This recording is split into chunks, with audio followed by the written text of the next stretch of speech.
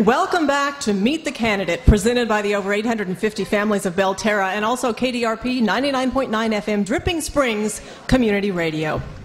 Again, I'm Leslie Rhode from KXAN Austin News. Glad to be here tonight. We are being broadcast live right now on the radio, KDRP, and also on the website kdrplive.org, live video streaming as well, kdrp.tv. Our next segment focuses on the candidates running for State Representative District 45. Tonight, we are happy to have Mr. Jason Isaac with us and also Representative Patrick Rose. You may clap. We're thankful they made it here this evening. They've been very busy at another event as well, so we thank you both for getting here. I know getting here was a little tough, yes, but you made it, and we're glad for that. 5 questions, and we will mention again that these questions came from Hays County voters who submitted them over the last month. And we will begin the questions with Mr. Isaac, the challenger. Each question take about 2 minutes to answer. There'll be some cues down here from Ryan. And then at the end, we'll wrap it all up with 1 minute closing remarks. Question number 1, Mr. Isaac. Small business owners are the backbone of our economy, yet small businesses all over seem to be closing due to the slow economy. If elected, how do you plan on helping these small businesses during these tough economic times? Thank you, Leslie, very much. I appreciate the question. Again, my name is Jason Isaac. I'm running for State Representative for House District 45. It covers Blanco, Hays, and Caldwell counties, and it's good to be home tonight. It'll be a short drive home, so I'm excited to be here. But small businesses are the backbone of our economy. I believe the number is over 70% of the people in Texas are employed by small businesses. We need to continue to increase their employment by creating economic opportunities for them to survive and do well and prosper. And our taxing structure right now is too high in this state. It is crippling our small businesses. It is crippling businesses in general. And it's just a taxing structure. It's the gross margins tax that was put in place a couple of sessions ago. Some call it the second largest tax increase in Texas history. When you add on the property tax revenue that was increased, it turns out to be the actual largest tax increase in Texas history.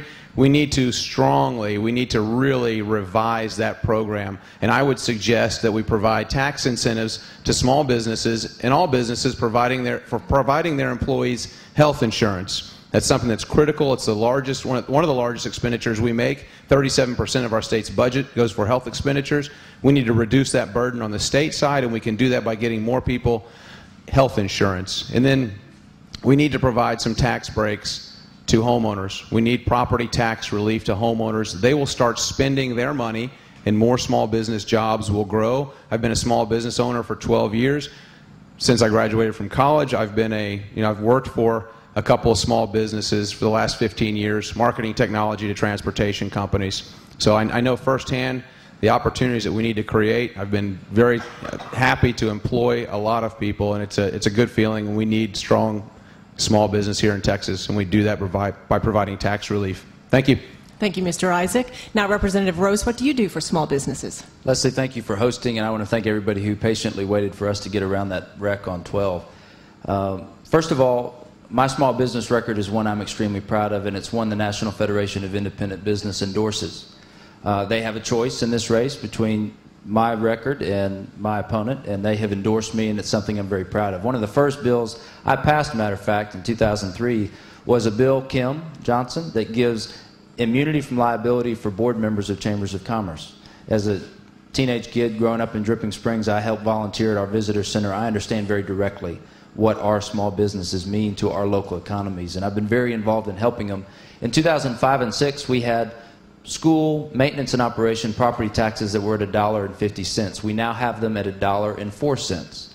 We have that because the Republican-led legislature, Governor Perry, Lieutenant Governor Dewhurst, and then Speaker Tom Craddock worked, and I supported them, to reduce property taxes by having a franchise tax that was loophole-free. It's very important that that happened. Now, the revenue was absolutely revenue neutral, and every dollar that came in from that tax went straight to property tax relief. So your $1.50 property tax is now down to $1.04. I worked very closely with Perry, Dewhurst, and Craddock to get that make that happen, and I'm the only Democrat who voted to dedicate every penny of that revised franchise tax to property tax relief alone, so it didn't grow government. It went only to property tax relief. Now, for small business, I was one of the leaders last session with the NFIB to increase the exemption for small business up to businesses that gross $1 million, so that no small business in this district or elsewhere pays that franchise tax if they gross less than $1 million a year. That's the largest tax break on small business that's ever been passed in the state of Texas. I was very instrumental in helping do that. That's one of the reasons why the National Federation of Independent Business supports me.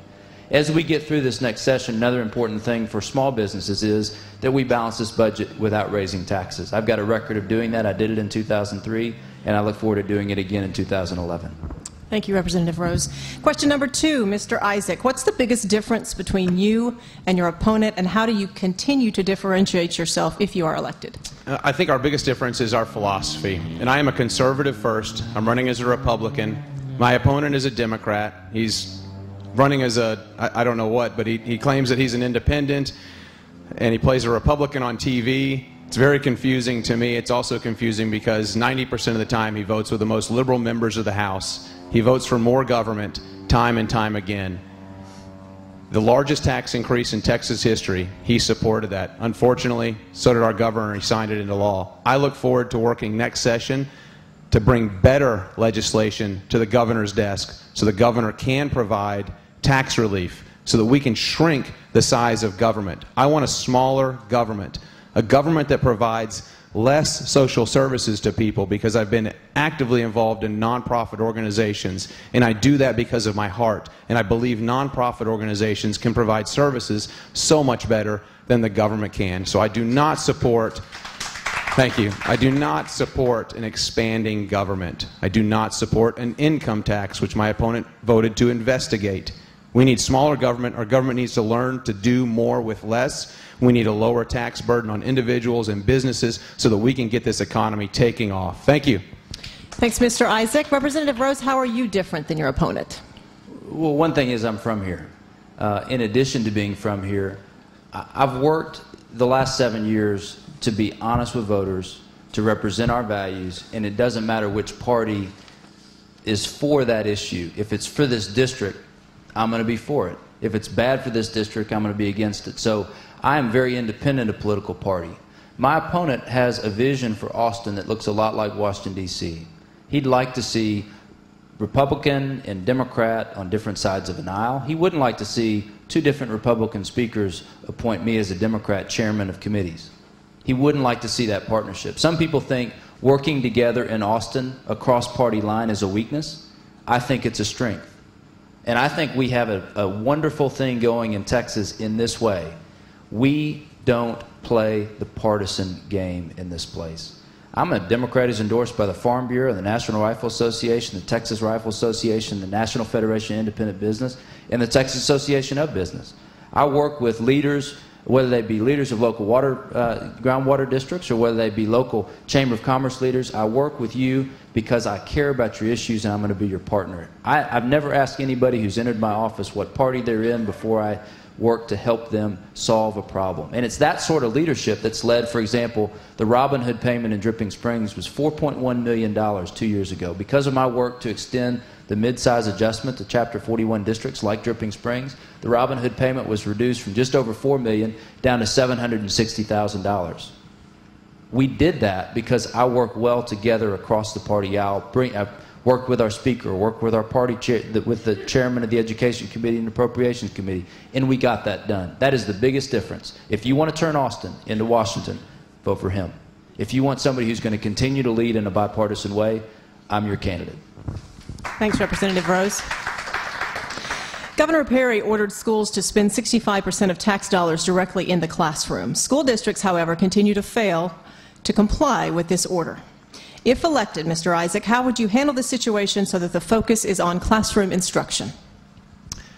I understand the burden that teachers have with funding inside their classroom. I get emails weekly from my boys' teachers asking for requests of supplies and items like that. We need to make sure the funds that we provide make it into the classroom, including the teachers' salaries. We are too top-heavy on administration. The state of Texas, the public education system in the state of Texas, if it were a private corporation, based on the number of employees, it would be the 5th largest corporation in the world. We have a 1-to-1 ratio. For every teacher, there is a non-teaching position. That ratio is entirely too high. We need to get to 3-to-1. Am I saying we need a cookie-cutter approach for every single school district? No, we don't. But we need to get as close to 65% of the funds spent inside the classroom. That's our money. It's our tax dollars. It needs to be spent as efficiently as possible. And regarding Chapter 41 and Chapter 42 payments, so a Chapter 41 school giveth, Dripping Springs and Wimberley, a Chapter 42 school taketh. There's no transparency in where that money goes. So we are sending our tax dollars to other schools without any transparency as to where they are spending that money. Those other schools are also getting federal dollars, and those federal dollars are not being part of the equation. I will work next session to pass legislation that says the federal dollars coming into schools will be part of the Robin Hood payments and that we have transparency. First of all, that will keep more dollars in our school district, in our pockets, and hopefully provide some tax relief to us as homeowners. But we do need to concentrate on making sure the funds are spent inside the classroom on education so that we can have the best education system available. Thanks. Thanks, Mr. Isaac. Representative Rose, how do you handle this situation? Well, I do think we need to drive every dollar we can into the classroom, but it's not as simple as some try to make that issue. For example, transportation costs are not a classroom expenditure. Districts like ours that have more transportation costs, say compared to Alamo Heights or other places that are smaller or more urban, we are perceived to have less dollars in the classroom just because we have a need to take kids from, farthest reaches of the northwest corner of Hays County down to school here. So it's very important that we understand the nuances of that. We have 9 school districts in this 3-county district. In 2003, one of the big concerns was a cookie-cutter, one-size-fits-all 65% rule proposal would have taken any dollar spent over 65% and seized it out of the fund balance of school districts like Dripping Springs. Well, some of y'all may remember the primary school, the Dripping Springs Elementary, where I was educated 3rd, 4th, and 5th grade. I helped open that school in 3rd grade with Miss Stark. But there had just been a mold problem there, and we had to fix that problem, spent some of our fund balance to do it. We would have been penalized by $3 million had that proposal went in. So I'm always going to stick up for our school districts. In that case, I stood up to make sure that that one-size-fits-all cookie-cutter approach did not sweep $3 million from Dripping. Now, on the 41-42 issue, there is nobody in the State House or Senate who's worked harder to reduce your Robin Hood payment and can actually prove that we can do it more so than me.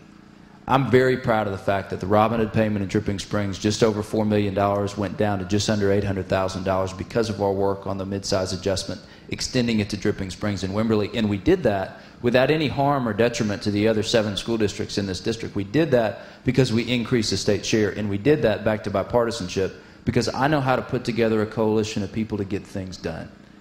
And that's the kind of leadership we need. That's why Washington's broken. That's why Austin's different. And that's why I'd like to go back there to continue to work for you.